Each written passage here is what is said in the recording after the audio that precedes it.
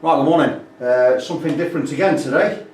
You may see that I've got at the headstock end of an Antoria Rockstar guitar built in the early 80s. It'd be a Korean model. It's the EG1935 model, which is basically a copy of a Gibson 335.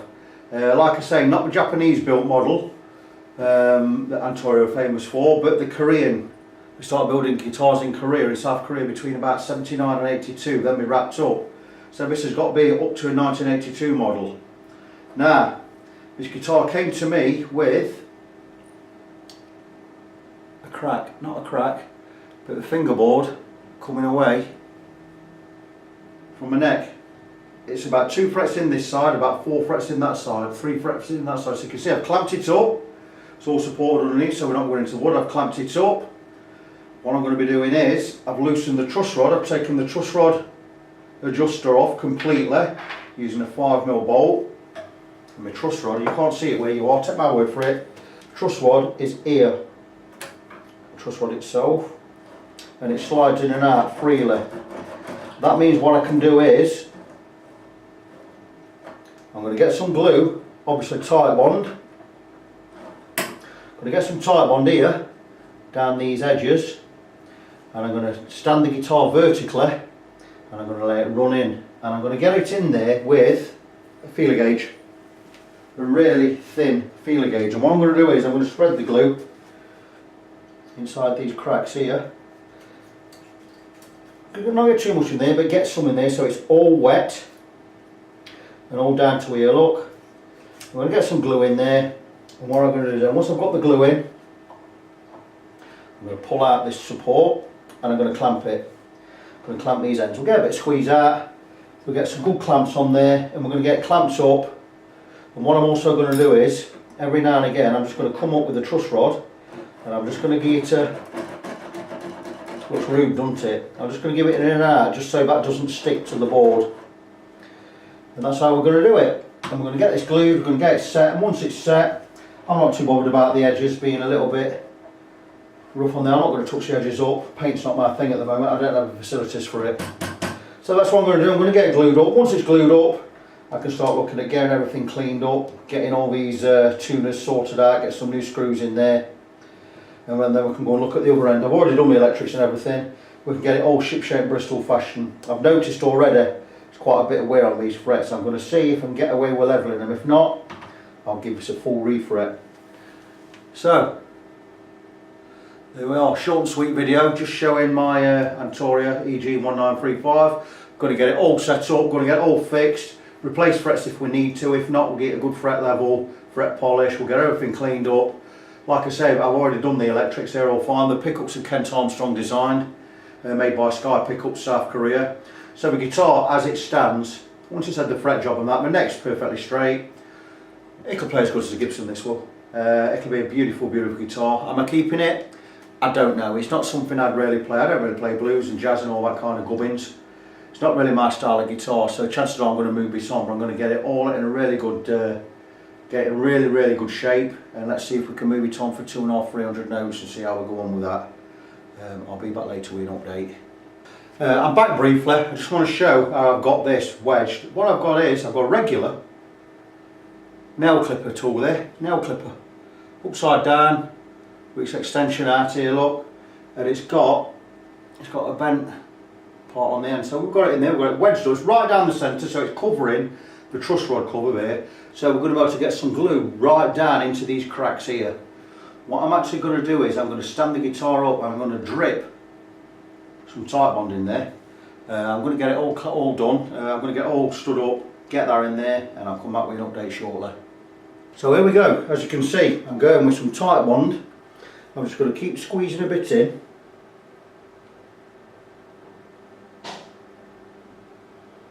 Just on here, don't mind if I make a little bit of a spill out on here. We'll get it on in there, and I'm going to whiz in. Go like I said, I'm going to go in with a feeler gauge. And all I'm going to do is I'm just going to bring it as much in as I can get it. Like I said, I'm not worried about any squeeze out at the moment. I'm not worried about any spillage. I'm going to get rid of all that in a bit, no problem. We're getting right down here now, right inside, look.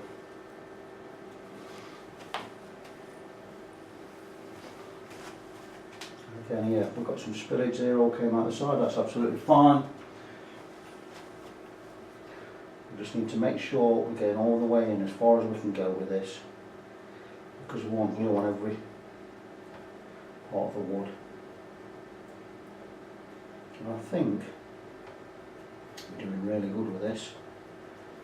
We've got plenty of glue in there.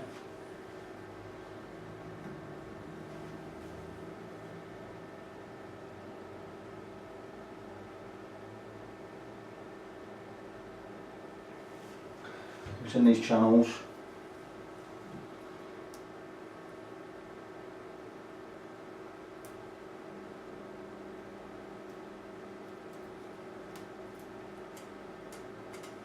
So I've got some new rubber band to try out. I bought some more. How I did the, if you remember how I did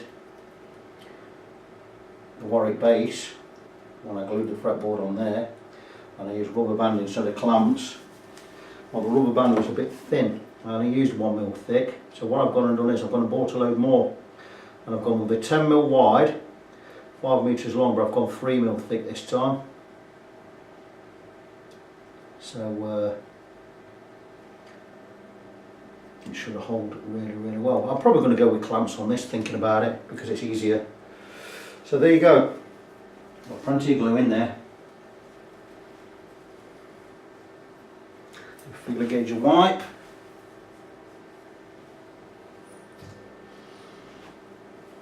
I know I'm going to get squeeze out anyway. Just wipe off these bits here.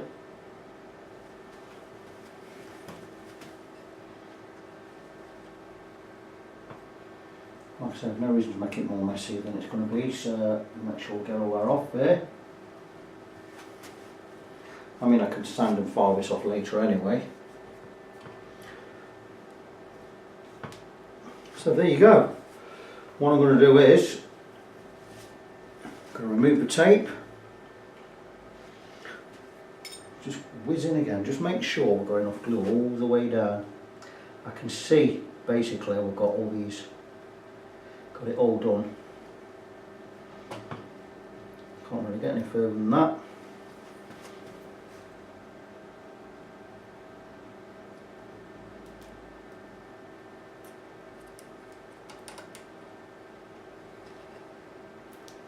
Let's get more in than we need.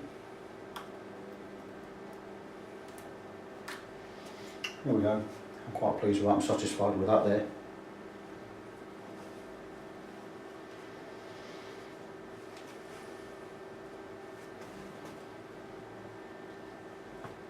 I'm quite satisfied, we've got plenty enough glue in there now.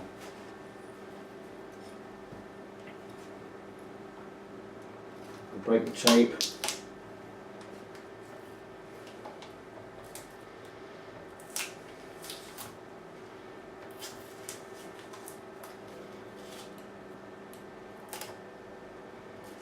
Right, I'm going to get the guitar horizontal.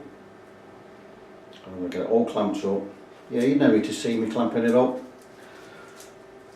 Got plenty of glue in there. It's a matter of just removing this. There you go. Wipe. Got some squeeze out there. What I'm going to do is I'm going to get this all clamped up now. Get it clamped up. Get this excess glue wiped off, and we'll leave it clamped for a few hours, and that'll be a good seal. Talk to you soon. Right, so here we go. I think we've got, it's all clamped up as I need it to be. It's all nice and tight. I've got 3 clamps on there. Plenty of wood underneath just to stop us going into the actual wood of the neck.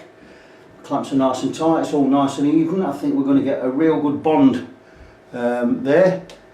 I'm going to leave it, give it an hour or two, maybe a little bit longer, maybe give it 8-10 hours, and see where we are. Just have a quick look at where we're at with that. And I think we're definitely going to get a good stick there. Like I say, I use Titebond. I've got I use the wood to make a bridge. 2 blocks of wood there. Want to make a bridge from the neck this side, and where the neck comes in on the curve there, we get another piece underneath. Got two good solid clamps with a good inch clamp on the top there, and another one just holding underneath, just give it a little bit of extra pressure. I'm sure that that's going to be going to get a good bond there. For now, that's it. I'll come back later and I'll show you how we got on. Right, back with the Antoria. It's been glued up and clamped for probably about 3 hours now, so the glue will be held now. So I'm going to remove the clamps and we're going to see where we are and how we are.